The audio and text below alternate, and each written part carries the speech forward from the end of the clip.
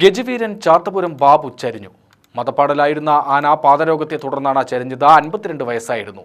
കൽപ്പാത്തിയിലെ ജയശ്രീ എന്ന വീട്ടമ്മയുടെ ഉടമസ്ഥതയിലുള്ളതാണ് ഈ ആന. ഒരു സ്ത്രീ ആനയെ പരിപാലിക്കുന്നു എന്ന കൗതുകം കൊണ്ട് തന്നെ പത്രവാർത്തകളിൽ ഇവർ ഏറെ നിറഞ്ഞു നിന്നിരുന്നു. ഇവരുടെ ബന്ധം ഇനി ഓർമ്മകളിൽ മാത്രം. പാലക്കാട് ജില്ലയിലെ കല്ലേക്കുളങ്ങര, തിരുവാലത്തൂർ ക്ഷേത്രങ്ങളിലെ ഉത്സവങ്ങളിൽ സ്ഥിര സാന്നിധ്യമായിരുന്നു ചാത്തപുരം ബാബു. വർഷങ്ങളായി കൊടുവായൂർ രഥോത്സവത്തിന് തേര് തള്ളുന്നത് ചാത്തപുരം ബാബു ആണ്. മതപ്പാടിലായിരുന്ന ആനയെ കൽപ്പാത്തി ചാത്തപുരത്ത് കെട്ടിയിട്ടിരിക്കുകയായിരുന്നു. ഈ സമയത്താണ് ആനയ്ക്ക് പാദരോഗം തുടങ്ങിയത്.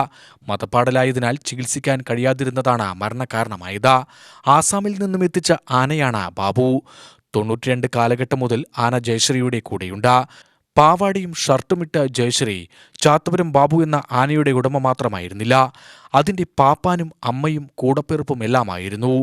ഉത്സവ പറമ്പുകളിൽ എഴുന്നള്ളിപ്പിന് പുരുഷാരവങ്ങൾക്കിടയിലൂടെ ആനയുടെ കൊമ്പും പിടിച്ച് നടന്നുവരുന്ന ജയശ്രീയെ അറിയാത്തവരായി ആരുമുണ്ടായിരുന്നില്ല. ജയശ്രീയുടെ ഒരു വിളിയിൽ തന്നെ അനുസരണയുള്ള കുട്ടിയെപ്പോലെ ബാബു ഓടിയെത്തുമായിരുന്നു.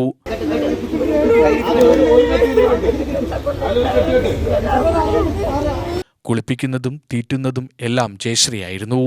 രാവിലെ എഴുന്നേറ്റ് തീറ്റിയും വെള്ളവും കൊടുക്കുന്നത് മുതൽ രാത്രി ഗുഡ് നൈറ്റ് പറഞ്ഞുറങ്ങാൻ പോകുന്നതുവരെയും ജയശ്രീ ഒപ്പമുണ്ടാവും. ജയശ്രീ പറയുന്നതിന് പ്രത്യേക ശബ്ദത്തിൽ ബാബു മറുപടിയും പറയും. എത്ര കുറുമ്പ് കാണിച്ചാലും ജയശ്രീക്ക് മുന്നിൽ മാത്രമാണ് അടങ്ങി നിൽക്കാറ്.